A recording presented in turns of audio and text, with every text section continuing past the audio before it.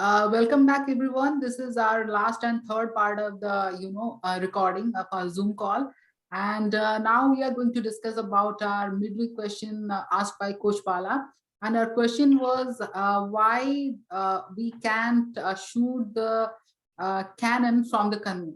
And so many good answers and amazing Yeah. answers we got in our Runners High WhatsApp group. And yeah, of course, now Coach Bala is going to talk about that, and he can put some light on that, what exactly he thinks and what is his and like explanation and analogy to any other thing. Yeah, thanks, Deepthi, for that. Yep, the question was, there is a popular saying, why, you can't shoot a cannon from a canoe. And I had said that there is a clear training implication to that. There, the statement connects very well with the training philosophy. And I was asking, what could that be? And I had, as you rightly said, Deepthi, brilliant answers from a lot of people.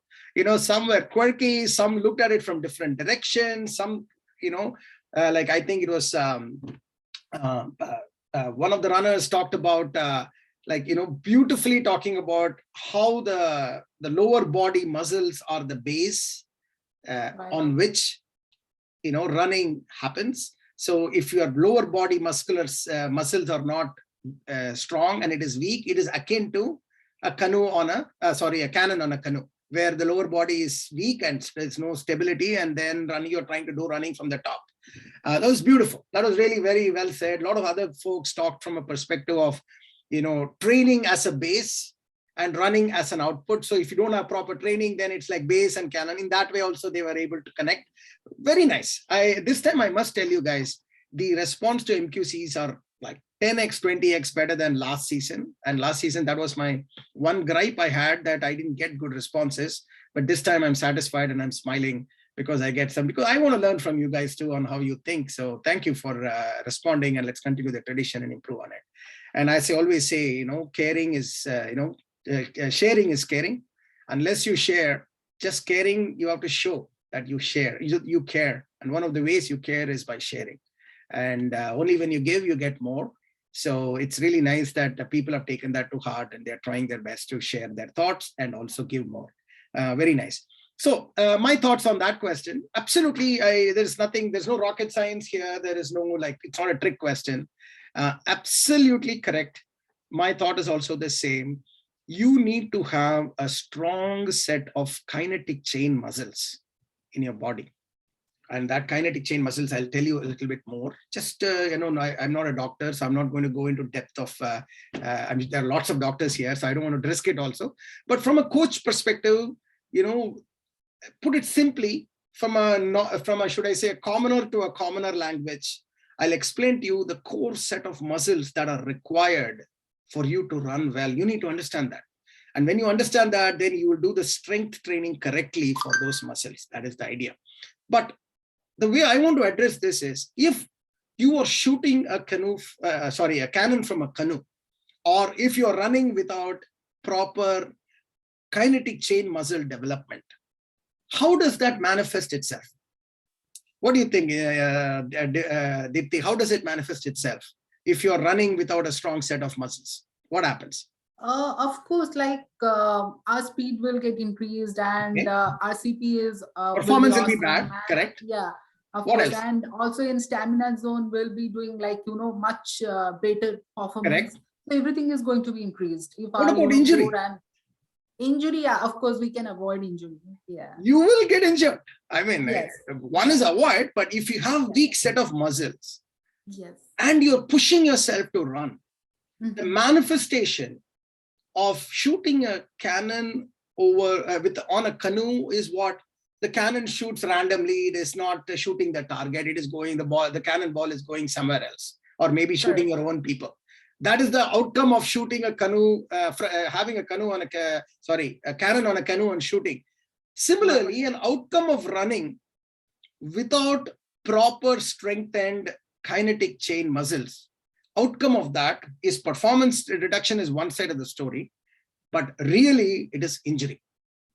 It is the injury that gets caused. And I can want to start with, I'm not scaring any of you guys, but you should know that 6 highly common injuries happen to runners. And I want all of you to be aware of that, right? Yeah. So the way I want to answer this question is tell you about the 6 most common injuries, and then talk to you about what are the core muscle groups that needs to be strengthened so that you don't have these injuries. Okay, that's something we all should be aware of, right? Running, always injury is a problem. So what are they? Let's start from the bottom, from the foot. Sure. The first one is plantar fasciitis. It's a big one. Basically, plantar fasciitis is a pain. I mean, as I said, I'm not a doctor, so I can't explain too much, but what I can explain is plantar fasciitis is there are these plantar tissues, fascia on your heel, and as you are landing, these plantar fasciitis tissues gets overworked, stretched, injured, and as a result, you will have shooting pain on your heel. That is plantar fasciitis. You just can't run. And typical plantar fasciitis issues are when you get up in the morning from bed and the first walk you take to your restroom, you will not be able to walk properly because the heel will have shooting pain. That's your sign of plantar fasciitis. Very common among runners. That's the first very common injury. The second common injury that we have always seen is Achilles tendonitis, Achilles tendonitis, right? You know, the Achilles tendon is the one that connects your calf muscle to your foot, like your bone, like heel bone, right? It is right on the back, right? The Achilles tendon is right on the back of your foot where the calf muscle, the thin part of your calf muscle, of your leg on the back side, if you touch it, that is the Achilles tendon. And if that gets inflamed, that gets injured, it causes extreme pain, very similar sort of pain on the back portion of your leg down below. And it's because of which, again, you will not be able to flex your foot properly, and you will have pain walking, running, all the other issues because of Achilles tendon. So that is Achilles tendonitis is another very common injury among runners. Okay. Right. The third one is patellofemoral syndrome. What that is, it's called PF, PF injuries. Basically what it is again, from a coach standpoint, not from a doctor standpoint, right? You have a knee here and you have a kneecap on top of it, right? There is a cartilage between the kneecap and the knee bones here, like a bit below like a kneecap is on top, but there is a cartilage here and it sort of connects the kneecap to the knees. And this kneecap is supposed to like glide correctly or on top of the knee joint. If this doesn't if it glides left and right and like this, it basically injures the cartilage below that. It inflames the cartilage below the kneecap. This patello is, I think, another name for a kneecap. So this cartilage sort of swelling and injury causes a lot of pain on the knees, on the top of the kneecap. Very common for new runners. Very, very common for new runners. So that's the patellofemoral syndrome, PF. That's another main problem for runners. And this is because the muscles that are controlling the right motion for this kneecap is weak. So as a result, the kneecap goes like this, and it kind of scraps the cartilage below the kneecap. So we need to strengthen the muscles to make sure that this doesn't happen. That is my basic point. Similarly, if you look at the plantar fasciitis and Achilles tendon, the muscles that are holding providing the strength needs to be improved, strengthened. Then only the plantar fasciitis doesn't come across, Achilles tendonitis doesn't come across. And those muscles are what? Those are the muscles in the calf muscle area. There is something called as a tib posterior, there is something called a soleus, calf muscle area, gastroc muscles. These are all muscle groups in the calf muscle area that needs to be strengthened so that those two kind of issues do not prop up in the leg. The fourth issue is what is called as shin splits. This happens for a lot of runners. Now the shin bone, like if you look at your leg, unfortunately we are not in the walk with the coach, otherwise I would have shown you the shin bone, but shin bone is the big bone in the front of your leg, right? If you just go from your knee and just go down, the bone that is protruding on the leg, that's the shin bone, right? Right, that's the shin bone. So the tendons and the muscles and things that are connected to the shin bone, if that gets injured, then you have pain along the shin, like along the front portion of your leg. Painful on both sides of the shin bone. You will feel it. That's painful when you're running. So that is called as shin splits.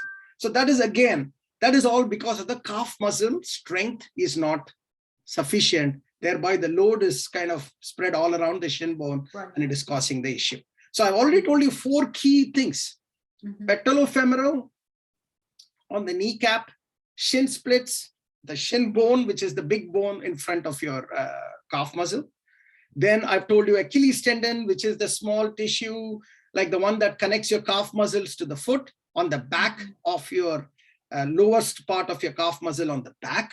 And then finally the plantar fasciitis, which is the one on the heel, where the heel, where your foot is landing on the. So these are all painful areas.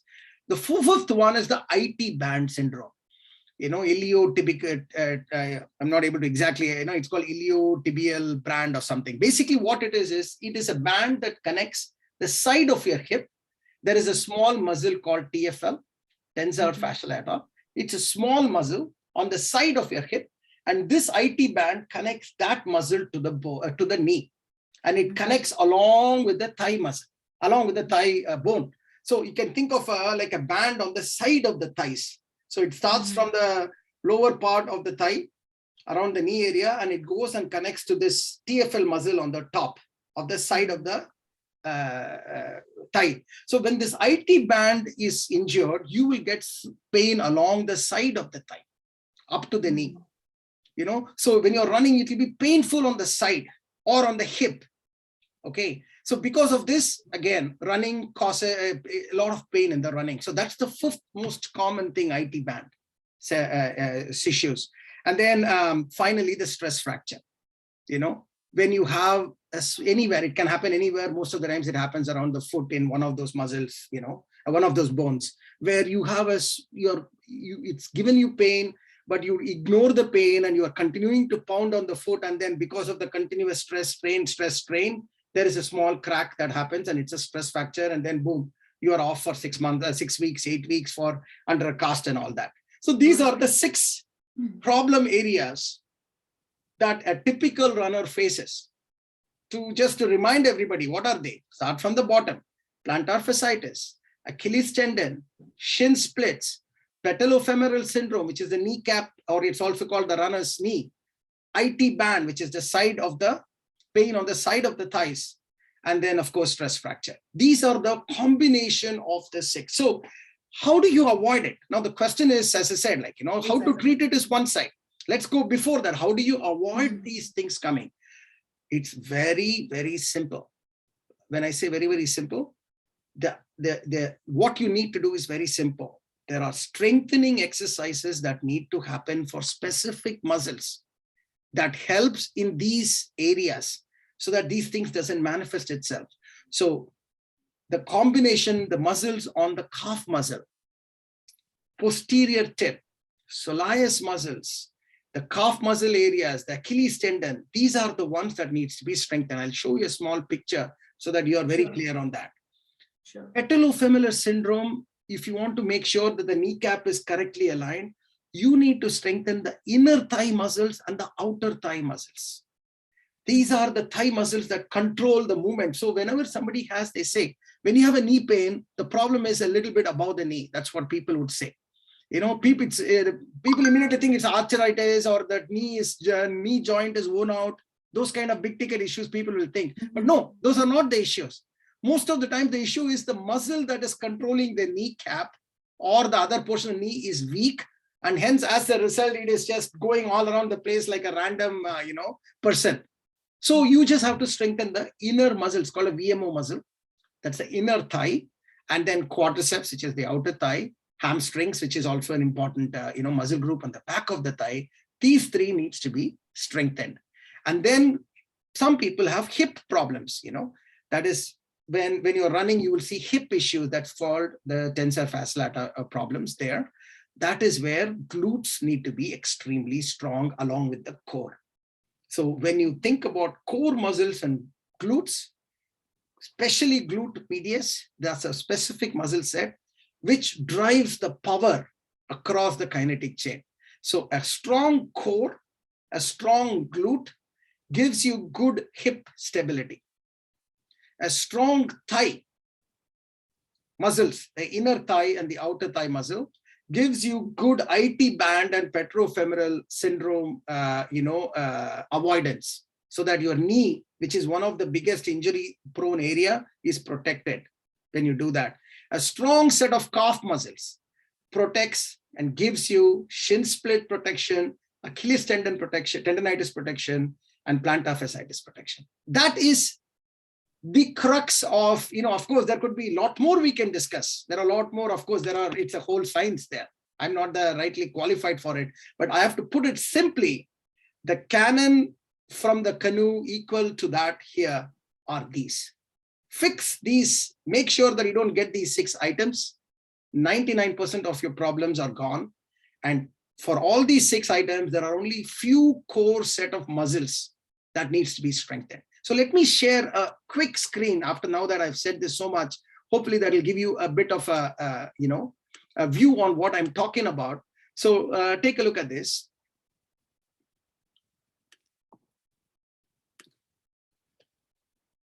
So these are the muscle set I was telling you, right?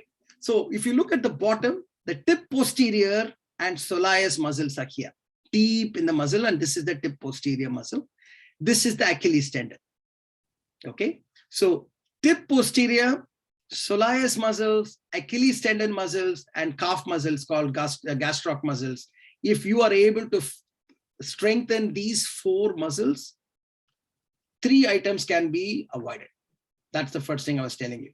Now, on the knee side, this vastus medialis is the inner thigh muscle that I was telling you about. This is the inner thigh muscle. This is the outer thigh muscle, the rectus femoris group. And then hamstring is in the back. So hamstring, inner thigh, outer thigh, if these 3 muscles can be exercised and strengthened properly, you are solving a lot of issues on the knee side, especially the PF problem. Okay, the IT band is basically this. You see on the side, there is this sort of some kind of a thing that is stretching from here. That is the IT band I was telling you about. This IT band, you see, one is connecting towards the knee, and the top, it is connecting to this muscle called TFL, which is the side of the hip. So if this IT band problem happens, then along the knee, you are having this issue.